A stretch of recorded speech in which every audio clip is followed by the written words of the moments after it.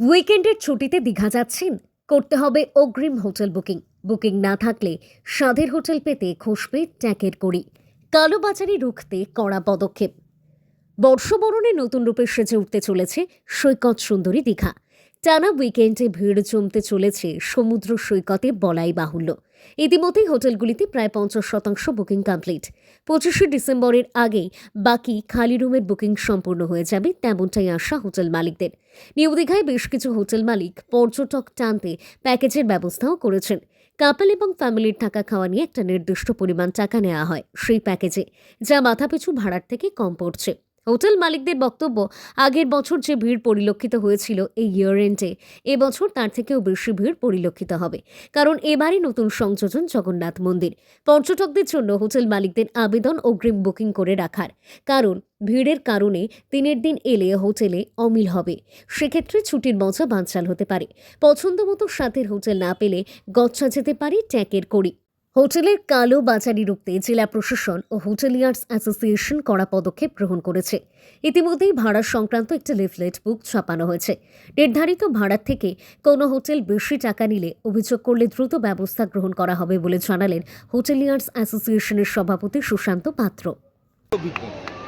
ভালো, এখন মন্দির হয়েছে তো ভালো লাগলো। আজকে গেছিলাম আমরা মন্দিরে ঘুরতে, তো ভালো লাগলো, বেশ সুন্দর, পরিষ্কার পরিচ্ছন্ন, ভালো, সব কিছুই ভালো। আগে এসেছেন দীঘা?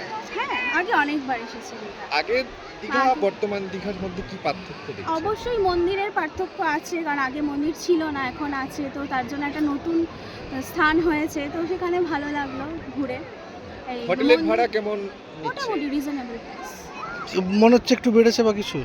হ্যাঁ, সামান্য তো অবশ্যই বেড়েছে, কারণ আমি এর আগে যখন এসেছিলাম অনেক আগে এসেছিলাম, তো এখন আগের থেকে একটু ভাড়া বেড়েছে। আপনারা কি ফ্যামিলি সহ এসেছেন? হ্যাঁ, ফ্যামিলি সহ এসেছি। কোত্থেকে এসেছেন আপনি? আমরা কলকাতা থেকে এসেছি। আপনার নাম?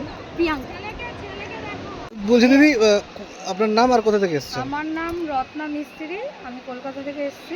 আগে কতবার এসেছেন দীঘা? আগে 5 বার এসেছি। এটা 6 নম্বর বার। এই 6 নম্বর বার প্রথম মন্দির দর্শন করতে এসেছি। খুবই ভালো লাগলো, খুবই ভালো। বলছি আগে তো 5 বার এসেছিলেন, সেবারের তুলনায় এবারে হোটেল ভাড়া কেমন দেখছেন? হোটেল ভাড়া আমরা মোটামুটি সবই ঠিকঠাকই আছে, কোনো অসুবিধা আমরা কিছু উপভোগ করতে পারিনি। মানে আমরা যেই হোটেলে আছি সেই হোটেলের ব্যবহারও খুব ভালো। বলছি শহরের সৌন্দর্যায়ন, পরিচ্ছন্নতা, এগুলো নিয়ে আপনাদের কি অভিজ্ঞতা? ভালো, কোনো অভিযোগ নেই, আমরা খুবই ভালো। বলছি এবারে কি বুকিং করে এসেছিলেন না এখানে এসে? হ্যাঁ, বুকিং করে এসেছি। হোটেলে পুরোপুরি হোটেল ফুল দেখছেন না? না, মনে হচ্ছে একটু ফাঁকা, একটু বুকিং অলরেডি আমাদের কাছে যা খবর আছে প্রায় 60% বুকিং এখন হয়ে আছে। তো আমরা দেখেছি যে গত যখন আমাদের জগন্নাথ মন্দির উদ্বোধন হলো এবং সঙ্গে ঈদের ছুটির পরে গরম ছুটিতে প্রচুর ভিড় হয়েছিল, তো সেই সময় কিছু হোটেল কালোবাজি করেছে আমাদের নলেজ আছে বা কমপ্লেন হয়েছিল আর কি।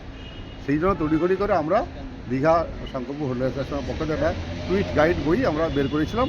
প্রায় 2000 বই আমরা ছাপিয়ে বিভিন্ন জায়গায় আমরা সার্কুল করেছি এবং সেখানে সমস্ত হোটেলের নাম, তার ঠিকানা, তার ট্যারিফ, কে কত টাকা পর্যন্ত ভাড়া, কার কত টাকা ভাড়া পর্যন্ত, সেগুলো দেওয়া আছে আর কি।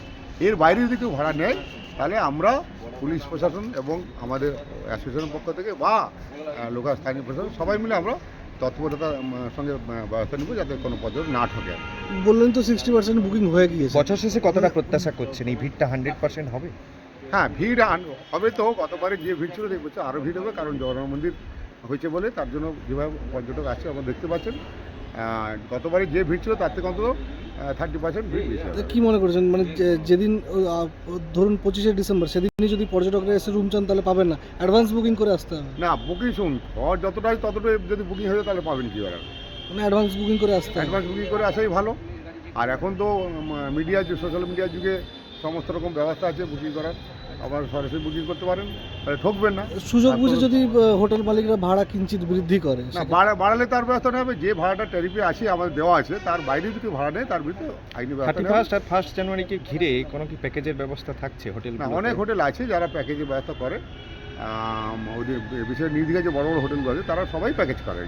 তারা টাকা হিসাব ধরে কত টাকা এক একজন রেটে পড়ে সেটা করে দেবে।